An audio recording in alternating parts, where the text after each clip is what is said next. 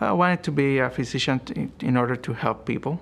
I do have family members with Parkinson's disease, and that inspired me to be a neurologist. Also, during medical school, the subject of neuroscience was very interesting to me, and I like the way of thinking in sense of neuroanatomy, and that's what drove me to be a neurologist.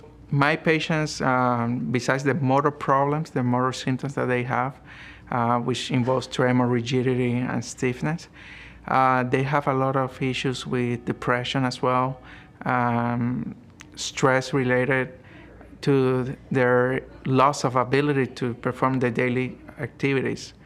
And my role is to try to provide improvement in the quality of life for those patients. That first visit looked a lot like an interview, so I will be asking a lot of questions. Usually after a good period of time, I let them talk and explain why they are here, and then I focus more of specific questions to try to pinpoint a correct diagnosis if possible, and then I perform my neurological examination, and there's a lot of education about prognosis and things that can be done.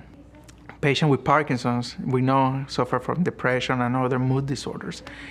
We have to work very closely with psychiatry to help with that. And also other neurological diseases can affect the bladder and other areas that we have to work with the specific specialties. The advantage here in the Cleveland Clinic is that we all share the same medical record.